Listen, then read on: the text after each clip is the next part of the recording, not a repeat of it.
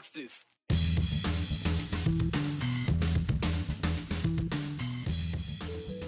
Transgender people are getting a lot of attention these days in the Gem State. Well, this day, it's not about college kids, but our Attorney General wanting to know about teenage kids and what their doctors are recommending when it comes to gender-affirming care. You can't stop progress, and you can't seem to stop stuff from getting old. The past and the future collided on State Street this morning to make room for more lanes of travel. Could this be the end of the road for Merritt's sign? Another sign you might recognize, Betty the Washerwoman on the Boise bench. Well, it's a sign this city is hoping to keep standing. If you had to guess, what are the top issues or priorities concerning Idaho voters? Well, we actually don't have to guess, because it was laid out at the end of last year when 1,000 people participated in Boise State University's annual survey. They were asked in that survey if the state was headed in the right direction. A lot of people said no. And they all were also asked what's important enough to be addressed by the state legislature. Overwhelmingly, it was education, the economy, and affordable housing. But if you had to guess based on social media screech lately, you might think the most important issue in Idaho is the culture war against transgender people. That's also the impression made by concerned conservatives. Over the last few years, lawmakers and state leaders have focused on legislating transgender athletes, gender-affirming care for minors, and even going so far as to make it clear someone's preferred pronouns don't matter. And of course, these actions aren't limited to Idaho. It's a national trend, we know, but Idaho likes to lead the charge. For example, last week, Idaho's Attorney General joined 20 other states in sending a letter to the American Academy of Pediatrics. Based on what evidence, they want to know, does the Academy recommend puberty blockers and hormones for transgender children? Joe Paris explains. Science or politics? That is the question Idaho Attorney General Raul Labrador has for the American Academy of Pediatrics. In a letter from Labrador, the AG criticizes the AAP for abandoning sound medical judgment in its approach of treating children diagnosed with gender dysphoria, particularly in the terms of the AAP endorsement of using puberty blockers, cross-sex hormones, and surgical interventions. The letter is signed by 20 other state attorneys general, and it launches into the topic through the lens of state consumer protection laws. Labrador takes issue with the AAP's policy statement on gender-affirming care created in 2018 and reaffirmed last year. A key issue here for the AGs, questioning the AAP's claim that puberty blockers are reversible. Labrador writes, the statement is misleading and deceptive. He goes on to cite the CASH report from England's National Health Service, which identifies several potentially irreversible consequences of puberty blockers. A summary of that report reads, quote, the rationale for early puberty suppression remains unclear, with weak evidence regarding the impact on gender dysphoria, mental or psychosocial health. The effect on cognitive and psychosexual development remains unknown. The letter also highlights that the World Health Organization does not endorse puberty blockers for children due to limited evidence on long-term outcomes. A January FAQ about guidelines on the health of trans and gender-diverse people from WHO does include on review, the evidence base for children and adolescents is limited and variable regarding the long-term outcomes of gender-affirming care for children and adolescents. The Mayo Clinic, though, for example, has a different answer on their write-up for puberty blockers for transgender and gender-diverse youth. Mayo Clinic writes that puberty blockers, quote, don't cause permanent physical changes. Instead, they pause puberty.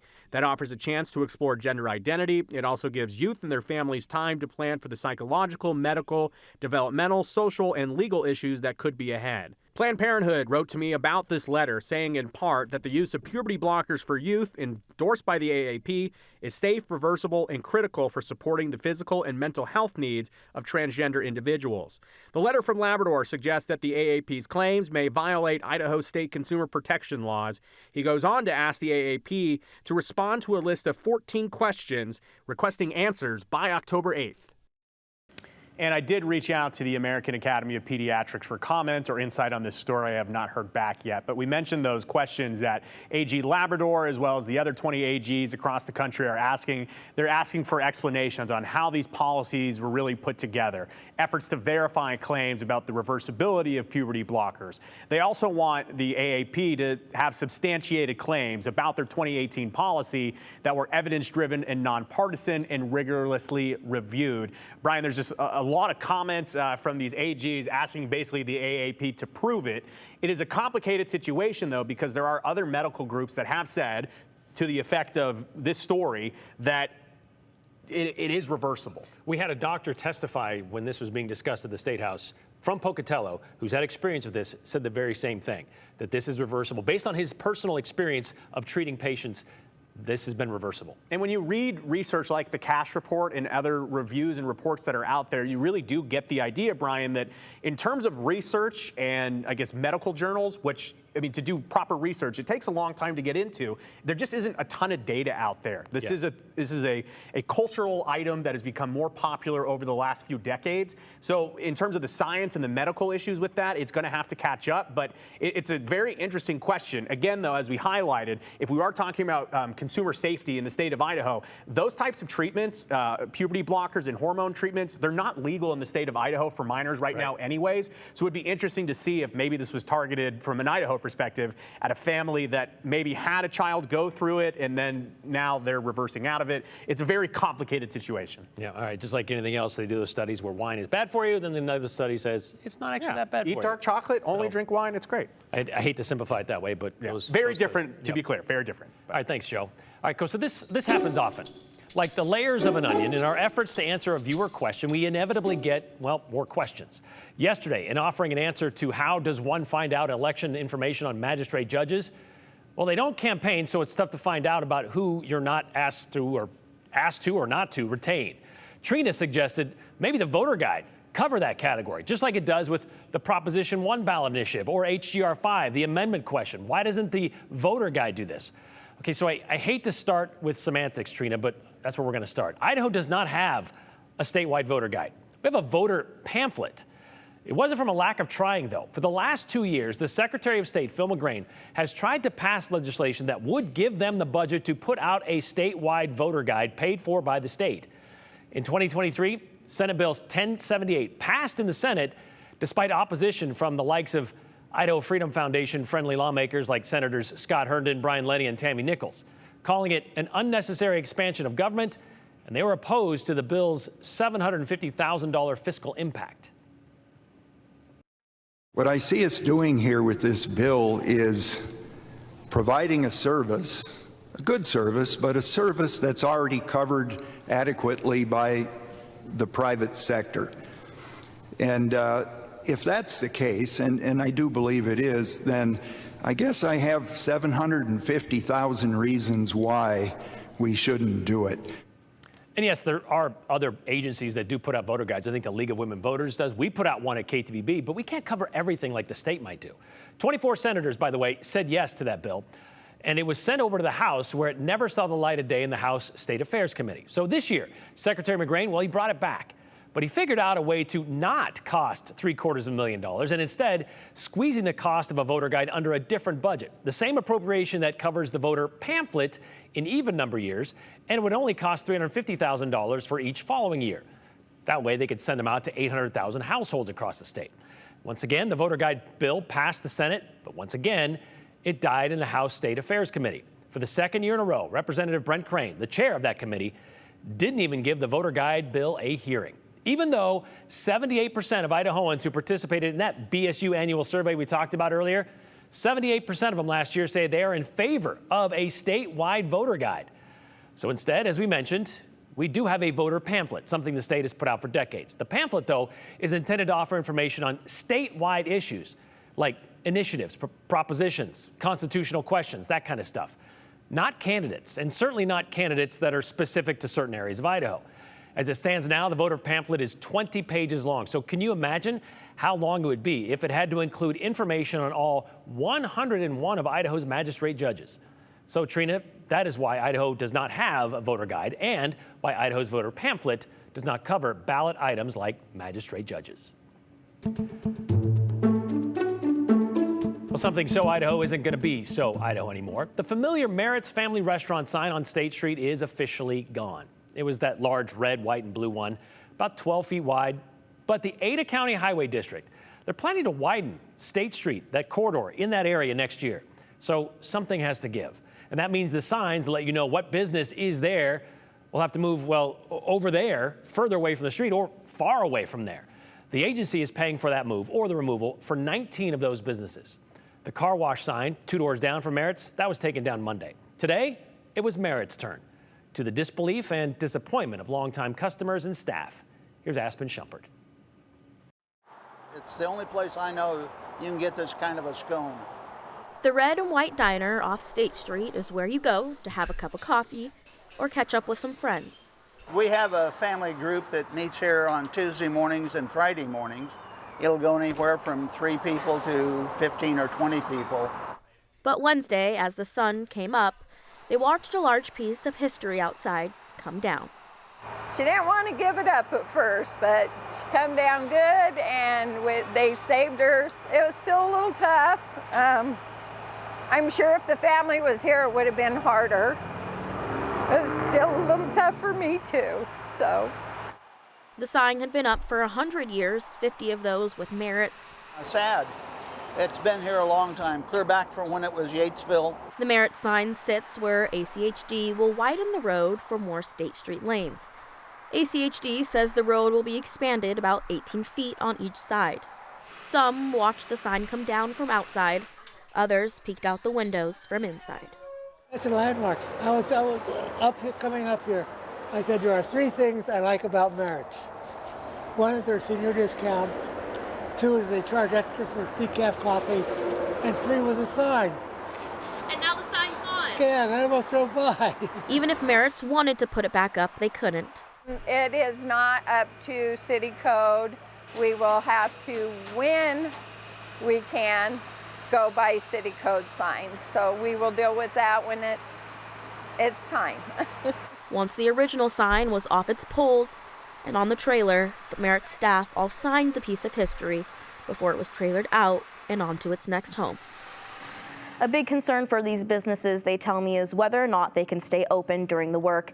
ACHD says they plan to keep 2 lanes in each direction open during the project, so there is still a way to access these businesses, but these businesses are still worried that that's going to mean less traffic. This project has not gone out to bid yet, so dates haven't been finalized, but ACHD says they are planning to start work in January. So when it comes to replacements of these signs, ACHD says that it is on a business-by-business scenario, and they do have a department that reviews that. They couldn't specifically talk to a replacement of the Merritt sign since that conversation is still going. But as for that large Merritt sign, Brian. Yeah, the next home. The next home, yes. So it's actually going to go to the owner's nephew's house, who lives along Highway 55 in between Eagle and Avamore. So it's actually going to be sitting along the highway, and people are still going to be able to see it. But it will stay in the family, but it won't be back on display at the restaurant. It'd be cool if they can get the lights to work on it again. It would, yes. Now, going back to those signs, I was talking to the window company that's across the street there, and they have a sign up there that says, "Please save our sign." They do. Because just like Merritt's, their sign is too tall for the current city code, but they were grandfathered in. Yeah. So if they have to move them, well, they got to go back down to code, and they got to replace it entirely. So that's like tens of thousands of dollars. And that's either going to be paid for by the business or ACHD, which means someone's going to have to work out an arrangement. Yeah.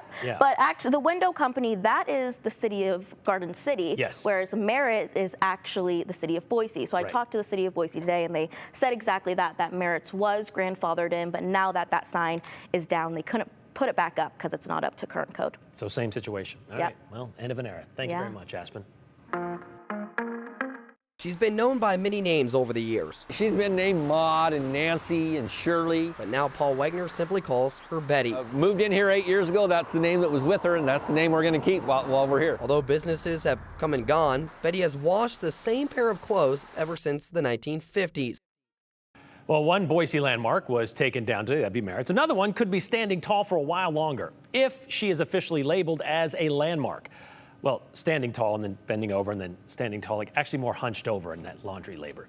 Betty, the washerwoman, has enjoyed the view of her vista for decades, a view of Vista, if you will.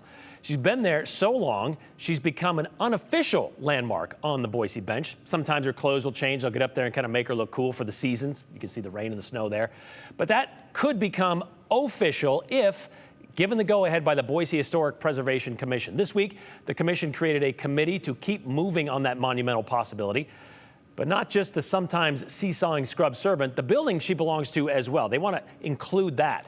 and they plan to discuss Betty's future with the building's current owner. That'd be Mary Jean Wagner, wife of the man you just saw, Paul, who passed away over 3 years ago. They own the Italian restaurant there, the Cucina di Paolo, which closed at the end of April. So now Mary Jean is looking to lease the building with Betty out front.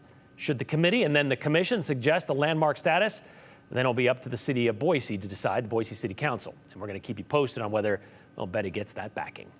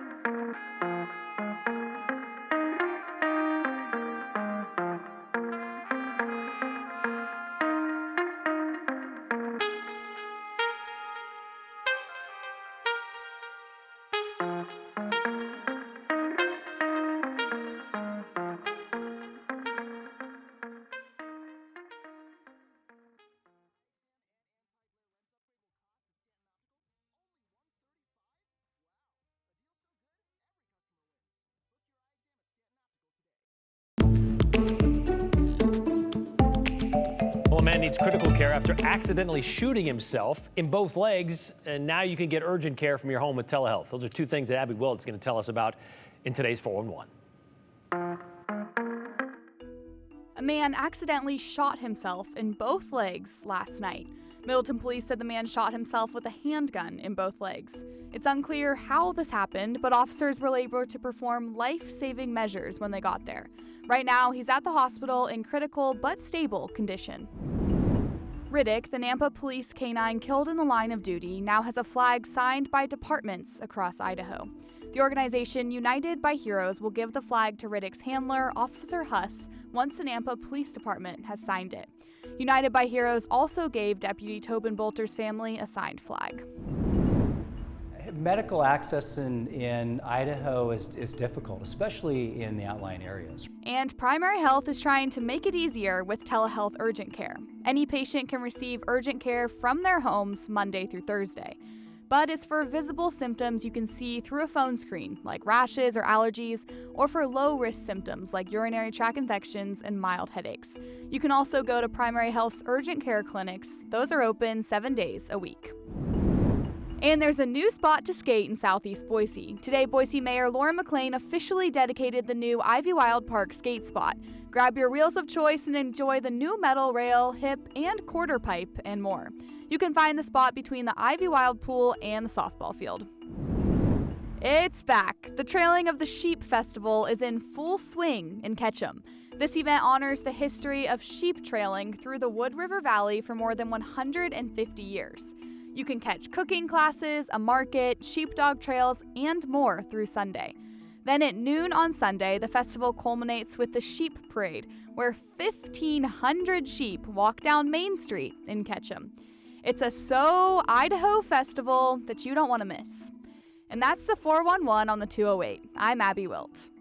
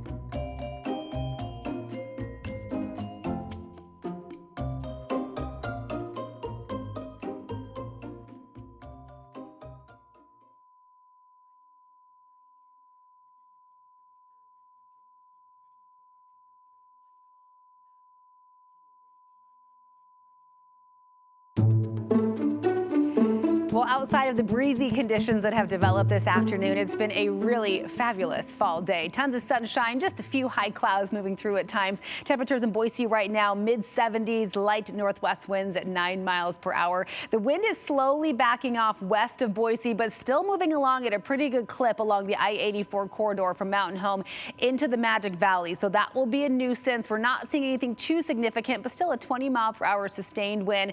That's enough to be a nuisance and kind of mess with the flame of your grill if you're trying to barbecue. So just something to keep in mind for this evening. After sunset, though, as you look at this evening in the Treasure Valley, those winds will start to die down. We'll be in the 70s until that sun goes down around 7:23 this evening, and then we'll pretty quickly dip into the 60s. But still, if you're out and about or planning a walk after dinner, it should be really pleasant for all of that. Big picture, here goes the cold front from this morning. It was another dry, cool front. We'll have the coolest temperatures from this system coming in tomorrow. On Friday, we've got a warm and windy wrap up to the work week as high pressure will amplify in from the west, and we'll start getting that southerly flow strengthening because of another approaching cold front that will again be mostly dry. It will serve to just knock our temperatures back down on Saturday, but it also could bring a passing shower to the central mountains late Friday evening. I think the lower elevations remain dry for the next week. Heads up for tomorrow morning with the cool air mass coming in behind this morning's cold front. Temperatures will again be in frost territory across much of the Treasure Valley, down to 36 for Caldwell and Nampa. Still mid-40s in Twin Falls, 36 in Haley, and down into the 20s in McCall and Stanley. But a pretty nice day tomorrow. We'll only see about a 3 to 5 degree temperature drop over today. We'll land at 73 Thursday afternoon in Boise, 73 in Twin Falls as well, upper 60s for Long Valley tomorrow. So a nice Thursday. Friday, if you already missed summer-like warmth, that is the day for you. We spike back into the mid-80s, but it will be a windy Friday ahead of that approaching cold front. That will take temperatures back down to the low 70s on Saturday, but still tons of sunshine long term with those highs back up near 80 from Sunday all the way through the middle of next week.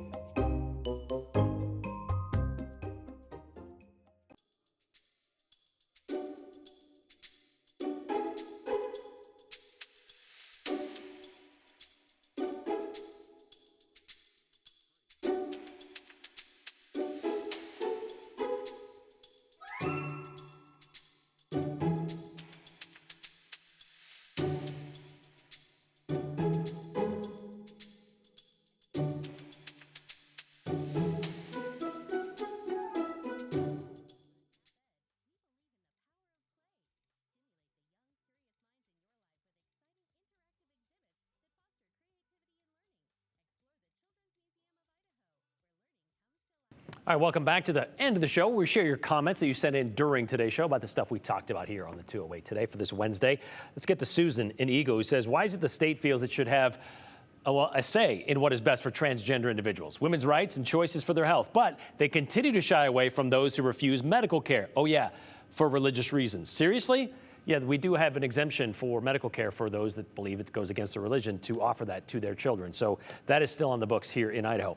The transgender issue is so complicated and individual, and that's the key, individual, says Kelly in Canyon County. The person, the family, the medical professionals, they should make the decision. The state has no place in this dilemma. It's a continuing theme. It appears many GOP lawmakers don't really want the voters of Idaho to know information in a complete voter's guide. Less informed voters, the polls have always favored the far-right members of the Republican Party in Idaho and across the nation. Go figure, says Steve. And that's why that was some of the argument during it, is that it does kind of favor that way. But there's also that $750,000 price tag. But that was kind of whittled down as we got into last year. Still no hearing in the House State Affairs Committee for a complete voter guide. Of course, Idaho doesn't need a voter guide. We have Dorothy Moon to tell us how to vote and think, says David in Boise County. But you don't have to take those recommendations. You can read them, then go find your own. Merritt's. First we lose LeBois Horse Track, and now the iconic sign where so many racetrack people would eat. That's true. It was open 24 hours, so before they'd go out and train in the morning, that place would be packed with jockeys and trainers. Look at the pictures on the wall. Idaho Horseman says best burgers and hand-dipped milkshakes, not just the scones. We'll see you tomorrow. Continue with us and watch free now on the KTVB Plus app everywhere you stream.